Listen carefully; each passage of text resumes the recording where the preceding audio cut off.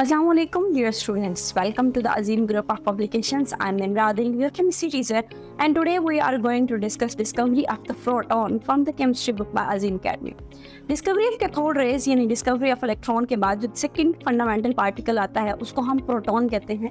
लेकिन प्रोटॉन की डिस्कवरी को सबसे पहले हम ये डिस्कस करेंगे कि साइंटिस्ट ने इसको डिस्कवर किया। 1886 के अंदर एक हमारे पास साइंटिस्ट था, जर्मन फिजिस्ट गोल्डस्टाइन एक साइंटिस्ट था। उसने बेसिकली सबसे पहले जो हमारे पास इन पॉजिटिव पार्टिकल्स यानी प्रोटॉन को डिस्कवर किया था। इसमें सबसे पहले अगर कंस्ट्रक्शन देख लें या प्रैक्टिस देख लें, सामने एक स्क्रीन पे एक डायग्राम जो है वो बेसिकली इसको शो हो रही है। यहाँ पे भी हम वही डिस्चार्ज ट्यूब यूज़ करेंगे। वैसे ही बिल्कुल हमारे पास शीशे की बनी हुई एक ट्यूब होगी जिसके अंदर 2 इलेक्ट्रोड्स होंगे, एक कैथोड होगा, एक एनोड होगा, एक्सटर्नली बैटरी होगी एक्सेट्रा। बट यहाँ पे जो कैथोड होगा उसके अंदर छोटे छोटे होल्स मौजूद होंगे। यहाँ पे होगा क्या कि जब कैथोड रेज कैथोड से ओरिजिनेट करती हैं, हमने ये डिस्कस किया था कि वो कैथोड से निकलती हैं, एनोड की तरफ मूव करती हैं। कैथोड से निकलना और एनोड की तरफ मूव करना यानी पॉजिटिव प्लेट की तरफ मूव करना, ये बता रहा था कि उनके ऊपर चार्ज है, नेगेटिव है। लेकिन उसी वक्त जब कैथोड से रेडिएशन निकल के एनोड की तरफ जा रही होती हैं, उसी टाइम कुछ और भी रेडिएशंस निकल रही होती हैं जो कैथोड से एनोड की तरफ जाने के बजाय एनोड से कैथोड की तरफ ट्रैवल करती हैं। यानी some other types of the rays are also present which move in opposite direction to the cathode rays. These rays are known as canal rays, जिनको हम पॉजिटिव रेज भी कहते हैं। यानी कैथोड रेज अगर पॉजिटिव प्लेट की तरफ आ रहा है यानी नेगेटिव से पॉजिटिव आ रहा है, तो ये जो कैनाल रेज हैं ये पॉजिटिव से नेगेटिव की तरफ मूव करती हैं और इन पर चार्ज क्या होता है, पॉजिटिव होता है।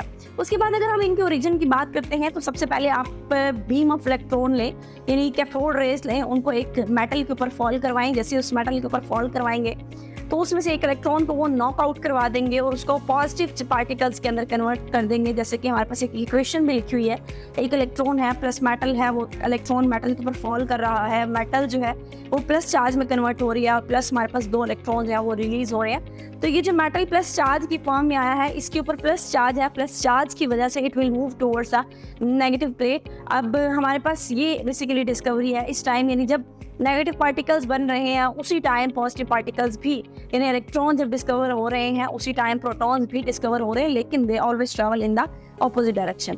अगर हम बात करते हैं प्रॉपर्टीज की, तो हमने इलेक्ट्रॉन यानी कैथोड रेज की प्रॉपर्टीज में पढ़ा था that they response to the electric field and magnetic field. तो हम कहते हैं कि पॉजिटिव रेज को भी जब इलेक्ट्रिक फील्ड और मैग्नेटिक फील्ड में से रखा जाता है या उनमें से पास किया जाता है, they also response to the electric field and magnetic field, वो भी उन दोनों में रिस्पॉन्स को शो करते हैं। उसके अलावा कैथोड रेज हमेशा स्ट्रेट लाइन में ट्रैवल करती थी और एक ओपैक ऑब्जेक्ट का शैडो भी क्रिएट करती थी। जो हमारे पास पॉजिटिव रेज है या कैनाल रेज है वो भी स्ट्रेट लाइन में ही ट्रैवल करेंगी, ये भी हमारे पास स्ट्रेट लाइन में ट्रैवल करती हैं। बट इनकी ट्रैवलिंग जो है वो कैथोड रेज के बिल्कुल ऑपोजिट है, यानी अगर वो लेफ्ट टू राइट है तो ये राइट टू लेफ्ट होंगी। इसके अलावा ये हमारे पास जिंक सल्फाइड स्क्रीन के साथ जब स्ट्राइक करती हैं तो वहाँ पे फ्लैशेस प्रोड्यूस करती हैं। इसके अलावा इनकी पेनिट्रेशन पावर भी कुछ हद तक होती है एज कम्पेयर टू इलेक्ट्रॉन। और इसके अलावा अगर ई और एम की वैल्यू की जाए तो ई और एम की वैल्यू ने ये शो किया कि बेसिकली ये पॉजिटिव रेज हैं, यानी इनके ऊपर चार्ज क्या होता है, पॉजिटिव चार्ज होता है, जिसकी वजह से हम इनको प्रोटॉन भी कहते हैं। और अगर इनकी ई और एम वैल्यू देखी गई तो चार्ज टू मास की वैल्यू जो थी ओवरऑल वो बेसिकली बहुत बड़ी आई। 1836 टाइम इसकी ई और एम वैल्यू स्मॉलर थी as compare to cathode rays. तो स्मॉलर होने की वजह क्या हुई कि जितना मास ई और एम यानी जितना मास बढ़ता जाएगा आंसर उतना छोटा होता जाएगा। तो जितना मास यहाँ नीचे हमारे पास ज़्यादा होगा उसके अकॉर्डिंग ई और एम की वैल्यू चेंज हो जाएगी। अगर हमने जो गैस ली हुई है वो फॉर एग्जांपल हाइड्रोजन है, तो हाइड्रोजन के केस में मास बहुत कम है, ई ओवर एम में मास नीचे डिनोमिनेटर बहुत कम है, जिसकी वजह से ई ओवर एम की वैल्यू जो है वो बहुत बड़ी आएगी। तो हम कह सकते हैं कि charge to mass value maximum होगी हाइड्रोजन के केस में। तो यहाँ पे एक एग्जांपल लिखी हुई है कि हाइड्रोजन जो है वो बेसिकली हाइड्रोजन आयन और इलेक्ट्रॉन में कन्वर्ट हो जाता है। ये जो हाइड्रोजन है पॉजिटिव पार्टिकल, इसको हम प्रोटॉन भी कहते हैं, इसको प्रोटॉन या फोटोन भी इसको कहा जाता है। इसको ये जो नेम है प्रोटॉन का नेम रदरफोर्ड ने दिया था।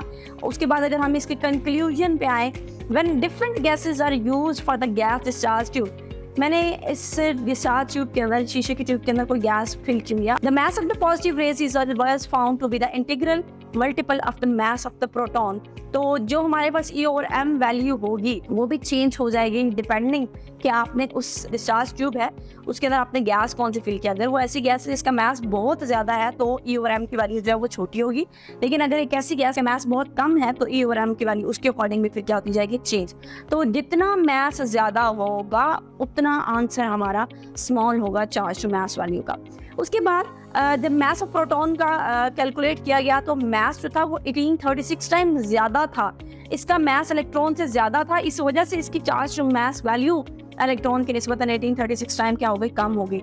उसके बाद डिस्कवरी ऑफ न्यूट्रॉन है। डिस्कवरी ऑफ न्यूट्रॉन में 1886 में ये डिस्कवर हुए प्रोटॉन, 1895 तक तकरीबन इनकी सारी प्रॉपर्टीज जो थी वो स्टडी हो चुकी थी, लेकिन 1932 तक ये डिस्कवर नहीं हो पाया कि कोई तीसरा पार्टिकल भी है। इट वॉज बिलीव्ड कि सिर्फ 2 ही पार्टिकल्स हैं, एक प्रोटॉन है और एक इलेक्ट्रॉन है। उसके बाद 1920 तक रदरफोर्ड ने ये कहा कि एटॉमिक मास को अगर एक्सप्लेन करना है तो कोई तीसरी चीज़ भी होगी जो प्रोटॉन में अगर ऐड होगी तो हमारे पास एटॉमिक मास कैलकुलेट होगा। ये न्यूट्रॉन का उस टाइम उसको आइडिया नहीं था, लेकिन उसने कहा कि कोई चीज़ मिसिंग है जिसके ऊपर ना पॉजिटिव चार्ज है ना नेगेटिव चार्ज है, वो न्यूट्रल चीज़ है, अगर वो चीज़ मुझे पता चल जाए तो मैं एटॉमिक मासेस को कैलकुलेट कर सकता हूँ। इसके साथ ही आज का लेक्चर यहीं पे वाइंड अप होता है। कल के लेक्चर में इंशाल्लाह हम डिस्कवरी ऑफ न्यूट्रॉन को डिस्कस करेंगे। आज के लिए इतना ही। अल्लाह हाफिज़।